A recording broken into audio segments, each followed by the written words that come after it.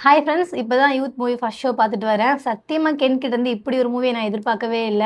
ஒரு நல்ல கன்டென்ட்ட டெலிவரி பண்றதுக்கு ஏஜஸ் டசன்ட் மேட்டர்ன்னு கென் ப்ரூவ் பண்ணியிருக்காரு.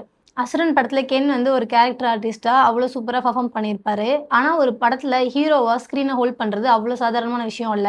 ஆனா இந்த படத்துல வந்து அவர் ரொம்ப ஈஸியா வந்து அத ஹேண்டில் பண்ணியிருக்காருன்னு நெனைக்கிறேன். ஏன்னா அவரோட ஸ்க்ரீன் பிரசன்ஸ் வந்து நம்மளுக்கு அவ்ளோ கனெக்டிவாவும், என்கேஜிங்காவும் இருந்தது. எப்படியாவது படிச்சு நம்ம குடும்பத்த காப்பாத்திட மாட்டானா அப்படின்னு நெனைக்கிற அப்பா, அம்மாக்கு, ஒரு பொண்ணா ஸ்கூல்ல நம்மள லவ் பண்ணிறாதா அப்படின்னு நெனைக்கிற ஒரு 12த் பையனுக்கு நடக்கிற கான்ஃப்ளிக்ட் தான் இந்த படம். இந்த படத்துல நடிச்ச 3 ஹீரோயின்ஸும் அவங்களோட கேரக்டர் அவ்ளோ சூப்பரா பெர்ஃபார்ம் பண்ணியிருந்தாங்க. தேவதர்ஷினி அண்ட் சுராஜ் அவங்க 2 பேரோட கேரக்டரும் வந்து அவ்ளோ எமோஷனலா இருந்துச்சு எனக்கு பார்க்கும்போது. ஜிவி பிரகாஷோட மியூசிக் அண்ட் சாங்ஸ் வந்து இந்த படத்துக்கு ஒரு பெரிய பிளாஸ்ட் மாரி இருந்துச்சு.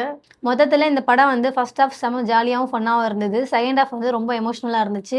இந்த ஜெனரேஷன் யங்ஸ்டர்ஸ் எல்லாரும் கண்டிப்பா பார்க்க வேண்டிய படம். உங்க ஃபேமிலியோடயும், ஃப்ரெண்ட்ஸோடயும் கண்டிப்பா போய் பாருங்க. மிஸ் பண்ணாதீங்க. இந்த படத்துல ஒரு நல்ல மெசேஜ் சொல்லியிருக்காங்க. கண்டிப்பா பார்த்துட்டு உங்களோட கருத்துக்கள என்னோட கமெண்ட்ஸ்ல ஷேர் பண்ணுங்க. This is film channel with Joe. Stay tune.